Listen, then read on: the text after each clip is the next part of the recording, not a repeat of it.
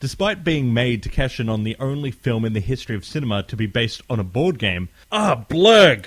I just remembered there's actually a movie based on the board game Cluedo. Anyway, you get what I mean, let's move on. American Battleship, aka American Warship, seems to borrow more from the recent Battlestar Galactica TV show. Now, I make that statement without actually watching the movie Battleships, but I'm sure if I'm wrong you'll point it out in the comments to the point of nausea. American Battleship is about the final voyage of the Warship Iowa. After this, it's going to be decommissioned. I've been trying to get back to sea for 40 years. And now, to be here, on the final voyage of the Iowa. Now, thanks to Chief Tyrrell and his deck gang, Captain, you're going to have the honor of flying the actual Viper that your father flew almost 40 years ago. And the Navy is? Turning her into a museum. It's supposed to be a Battlestar, not a museum. The biggest problem is getting them over to the port launch bay. Why can't we use the starboard launch? It's a gift shop now. Frack me.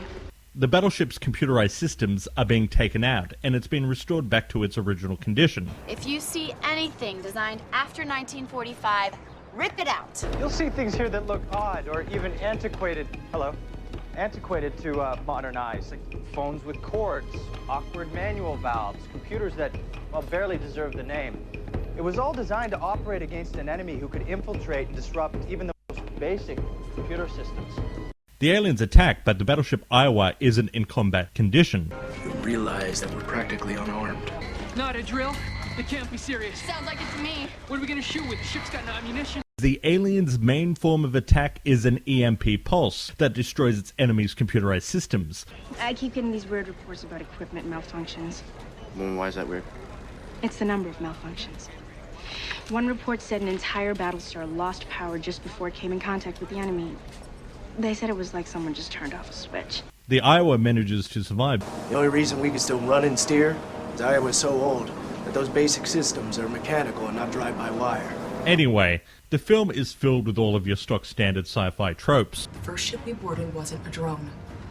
I think it's controlling the rest of the ships. If we destroy that ship, we destroy the drones. Now, there's one major difference between Battlestar Galactica and American Battleship. Battlestar Galactica was a naval drama that just happened to be set in outer space. The show managed to take a realistic approach to everything despite its unrealistic setting.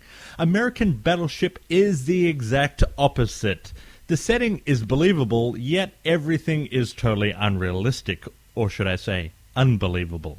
Now, comparing this film to Battlestar Galactica is about the most interesting thing I can do, as the film itself is pretty boring. I've watched it twice now, and I can barely remember anything from it. This film features a lot of stock footage, car weathers, and bad CGI. Save your time and watch one of the Asylum's better titles instead.